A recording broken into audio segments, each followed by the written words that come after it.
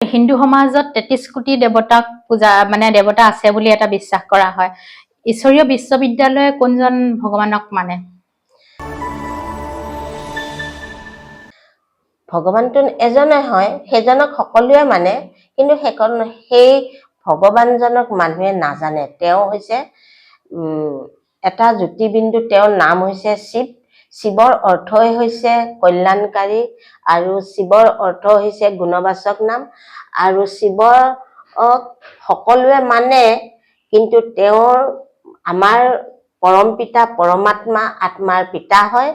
আৰু তেওঁ মানে এইখিনি সময়ত ধৰিত্ৰীলৈ নামে, আৰু তেওঁক নাজানাৰ কাৰণে মানে আমি বা অন্য মানুহবিলাকে ঈশ্বৰ প্ৰভু বা সকলো জাতি ধৰ্মৰ নিৰ্বিশেষে নিজৰ নিজৰ ভাষাত সেই এজনকেই মাতে, কিন্তু মানে সেইজনৰ লগত কানেকশ্যন নহয়।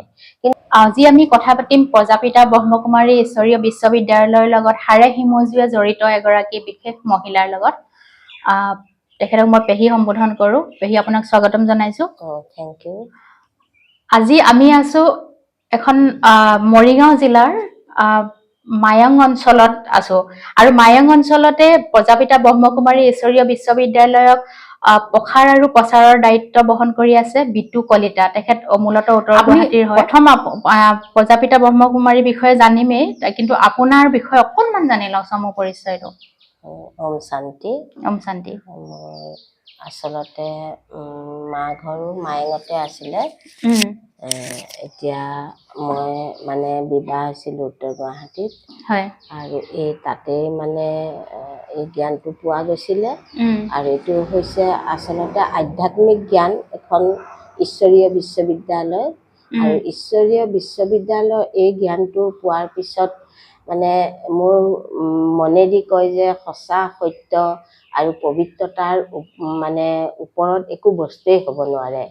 সঁচা সত্য পবিত্ৰতা যিটো বস্তুৱে মোক মনটো চুই গ'ল, আৰু তেতিয়াৰ পৰা মই এই অনুষ্ঠানটোৰ লগত জড়িত হৈ আছোঁ, আৰু এতিয়ালৈও এই জড়িত হৈ আছোঁ। যোনদিনাখনৰ পৰা মই পাইছিলোঁ সেইদিনাখনৰ পৰা মই আজিলৈ জড়িত হৈ আছোঁ। মানে আপোনাৰ ঘৰ সংসাৰটো এতিয়া সম্পূৰ্ণ আছে, ল'ৰা ছোৱালী বা বোৱাৰী আছে, তাৰ পাছত আপুনি জড়িত হৈছে।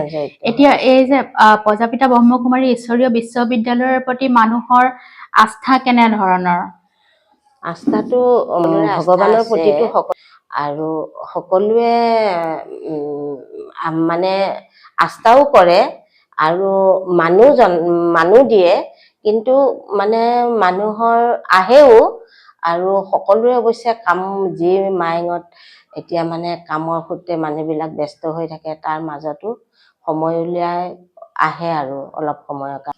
বিশ্ববিদ্যালয়, ঈশ্বৰীয় বিশ্ববিদ্যালয় মূলতঃ বস্তুটো কি হয়, আধ্যাত্মিক মানে নে অন্যান্য কথা? সম্পূৰ্ণ আধ্যাত্মিক জ্ঞান হয়। যেতিয়ালৈ মানুহৰ ভিতৰত আধ্যাত্মিকতা জ্ঞানটো নাথাকে, তেতিয়ালৈ আমি একো কথা বুজি ল'ব নোৱাৰিম।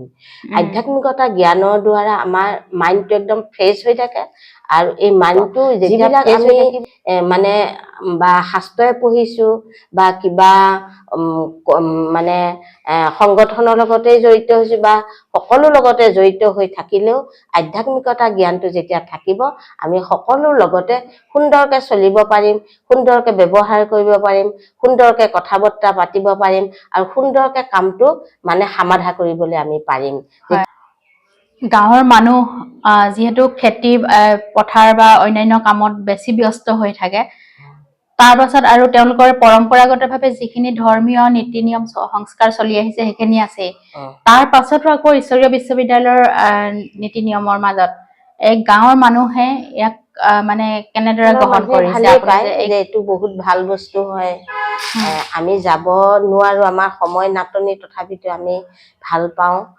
আৰু মই ওলাই গ'লেও মানুহখিনিয়ে সকলোৱে মাতে, আৰু সকলোৱে ভাল ব্যৱহাৰ কৰে, আৰু সকলোৱে কয় যে আমি সময় পালে যাম, আৰু তাৰ মাজতো আহে অলপ। হয়, আপোনাৰ ঈশ্বৰীয় বিশ্ববিদ্যালয়ৰ যি শিক্ষা, সেই শিক্ষাই মানুহৰ ব্যক্তি জীৱনত কেনেদৰে কামত দিয়ে? মানুহ এই শিক্ষাত মানে আগবাঢ়ি যোৱাত সকলো ক্ষেত্ৰতে যে ল'ৰা ছোৱালী পঢ়া শুনাৰ ক্ষেত্ৰত হ'লেও বা কিছুমান কামৰ ক্ষেত্ৰত হ'লেও আজি মানুহে কামৰ কাৰণে কিমান ব্যস্ত হৈ থাকে সেই ব্যস্ততাৰ মাজতো বা ল'ৰা ছোৱালী পঢ়া শুনাৰ কাৰণেও বা সাংসাৰিকৰ ক্ষেত্ৰত সংসাৰখনো আমি কেনেকৈ চলাম এই ঈশ্বৰীয় বিশ্ববিদ্যালয়ৰ যিটো আমাৰ আধ্যাত্মিকতা জ্ঞান শিকোৱা হয় আৰু আচলতে শিকোৱা হয় মানে এইটো আমিতো শিকাব নোৱাৰো স্বয়ং পৰমাত্মাই শিকায় পৰমাত্মাই এনেকুৱা জ্ঞান আমাক শিকাই আছে যাৰ দ্বাৰা আমাৰ মানে পঢ়া শুনাৰ ক্ষেত্ৰত মাইণ্ডটো ফ্ৰেছ কৰি ৰাখে সকলো কৰ্মত মাইণ্ডটো ফ্ৰেছ কৰি ৰাখে সকলো কৰ্মত আগবাঢ়ি যোৱাৰ ক্ষেত্ৰত মানে কোনো বাধা ৰূপ আহি নপৰে আৰু সুন্দৰকৈ আমি সকলো ক্ষেত্ৰতে সকলো কৰ্মতে আমি তাৰমানে ৰাজযোগৰ শিক্ষা প্ৰদান কৰে ৰাজযোগৰ শিক্ষা এইটো মেডিটেশ্যন শিকোৱা হয় ৰাজযোগ শিকোৱা হয় আৰু সেইকাৰণে কৈছে যে সকলোতে মানুহৰ যে মানুহে শিকায় যে হঠিয়োগৰ শৰীৰৰ ব্যায়াম বা সকলো ব্যায়াম শিকায় কিন্তু ৰাজযোগটো স্বয়ং পৰমাত্মাইহে শিকায় আৰু স্বয়ং পৰমাত্মাই যেতিয়া মানে মানুহৰ দুখ অশান্তি চিন্তা টেনচন মানে বেছি হয় তেতিয়াহে স্বয়ং পৰমাত্মা ধৰিত্ৰীলে নামে আৰু ধৰিত্ৰীলে আহি তেওঁ এই ৰাজযোগটো মেডিটেশ্যনটো শিকায় এই মেডিটেশ্যনৰ দ্বাৰা আমাৰ শৰীৰটো নিৰোগী হয় চিন্তা টেনচনৰ পৰা আমি মুক্ত থাকিব পাৰোঁ আৰু আমাৰ মন বুদ্ধি সংস্কাৰ সংকল্প আৰু আমি শুদ্ধ কৰি ৰাখিব পাৰোঁ তাৰ লগতে সুন্দৰকৈ আমাৰ শৰীৰটো ৰোগৰ পৰাও মুক্ত কৰি আমি সুন্দৰকৈ চলিব পাৰোঁ এই ৰাজযোগ আপুনি ৰোগৰ কথাটো উল্লেখ কৰোঁতে এইখিনিতে কওঁ এই যে এই ৰোগৰ ক্ষেত্ৰত আপোনালোকৰ এখন আশ্ৰম আছে মধুবন বুলি তাতে বহু ব্যক্তি যায় যে বহুত ডাঙৰ আৰু বহুত পুৰণা বেমাৰৰ পৰা তেওঁলোকে তাতে চিকিৎসা কৰি মুক্তি লাভ কৰে তাত কেনে ধৰণৰ চিকিৎসা প্ৰদান কৰা হয় আৰু মেডিচিনৰ বাহিৰে তাত কেনে ধৰণে সেই পুৰণা বেমাৰসমূহৰ ট্ৰিটমেন্ট কৰা হয় ট্ৰিটমেন্ট মানে এইটো আছে গ্লোবেল হস্পিটেল আছে তাত মানে কিবা যদি বেছি হয় তাতে ডক্টৰে চিকিৎসা কৰে ডাক্তৰী চিকিৎসাও থাকে তাৰমানে ডাক্তৰী চিকিৎসাও থাকে কিন্তু তাত মানে যিবিলাকে এইটো ডক্তৰৰ বিভাগেও সেৱাৰ ওপৰতহে মানে চিকিৎসাটো কৰে বা নাৰ্ছবিলাকেও সেৱাৰ ওপৰতহে কৰ্মটো কৰে সকলো ক্ষেত্ৰতে সেৱা আৰু সেৱাৰ দ্বাৰা ইমান সুন্দৰকৈ ব্যৱহাৰ ইমান সুন্দৰ মানে কথা বতৰা তেওঁ ৰোগীজনেও মানে কথা বতৰাতে বা ব্যৱহাৰতে মানে সোনকালে আৰু তাতে মানে আমাৰ আচলতে এইটো ৰাজস্থানত আমাৰ হেডকোৱাৰ্টাৰ হয় আৰু তাতে সকলো আমাৰ ঈশ্বৰীয় বিশ্ববিদ্যালয় তাতে যায় কাৰণ তাতে স্বয়ং পৰমাত্মাৰ অৱতৰিত হোৱা ভূমি হয় আৰু সেই ভূমিত সকলোৱে গ'লে যাৰ মানে পৰমাত্মাৰ অৱতৰিত হোৱাৰ ভূমিত যেতিয়া আমাৰ নিজৰ মানে চৰণখন পৰিব যায় সঁচাকৈ সকলোৱে বহুত ভাগ্যৱান হ'ব কাৰণ ভগৱানৰ ভূমিত যাব পাৰিব আৰু তাতে যোৱাটো কাৰো বাধা নাই সকলোৱে যাব পাৰে আৰু যদি মন থাকে আৰু তাত গ'লে মানে মন বচন কৰ্ম সংস্কাৰ সংকল্প সকলো মানে শুদ্ধ হয় আৰু তেতিয়া আমাৰ যিবিলাক চিন্তা টেনচন এটা বেমাৰেই হয় সেই বেমাৰটো আমাৰ তাতে নিৰাময় হৈ আহে ৰাজযোগৰ মেডিটেশ্যনৰ দ্বাৰা এতিয়া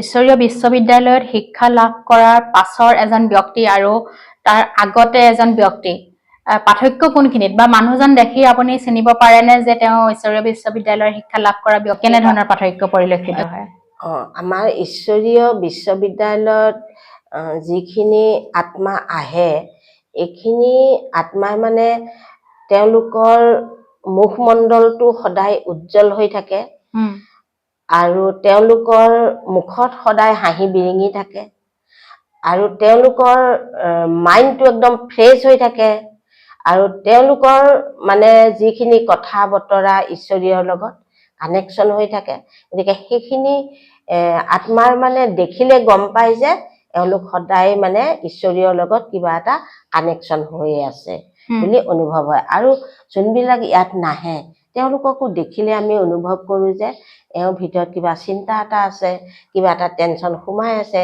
এওঁ হয়তো বহুত মানে ৰোগত মানসিকো হ'ব পাৰে ৰোগ।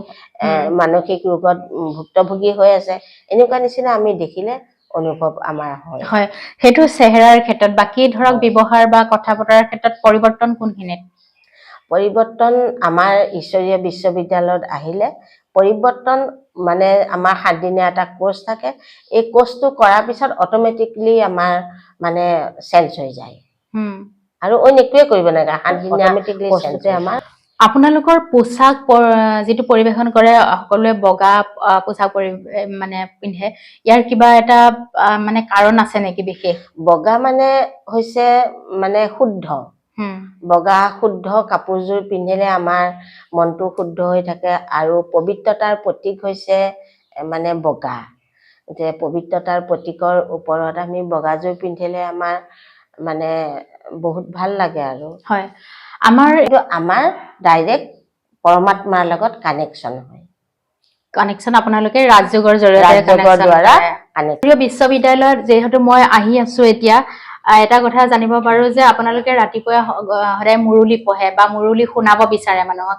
মুৰুলিৰ বিশেষত্বটো কি আছে মুৰুলিত? যেনেকে আমাৰতো এটা মানে শাস্ত্ৰটো আছে বা কৃষ্ণই এটা কথা জানিব পাৰো যে আপোনালোকে ৰাতিপুৱা সদায় মুৰুলি পঢ়ে বা মুৰুলি শুনাব বিচাৰে মানুহক। মুৰুলিৰ বিশেষত্বটো কি আছে মুৰুলিত? যেনেকে আমাৰতো এটা মানে শাস্ত্ৰটো আছে বা কৃষ্ণই বাঁহৰ মুৰুলি বজাইছিল, সেই মুৰুলিটো হৈছে কৃষ্ণই বজাইছিল আৰু বাঁহৰ মুৰুলিহে বজাইছিল আৰু 1600 গোপীয়ে বাঁহৰ মাতত, বাঁহীৰ মাতত মানে ব্যাকুল হৈ আছিল। মানে ঘৰ সংসাৰো এৰি কৃষ্ণৰ বাঁহীৰ মাতত ব্যাকুল হৈ কৃষ্ণৰ ওচৰত বৃন্দাবনত গৈছিল বুলি এটা আমাৰ প্ৰবাদ আছে। কিন্তু আচলতে এইটো হৈছে আমাৰ পৰমাত্মাৰ এইটো জ্ঞান মুৰুলি।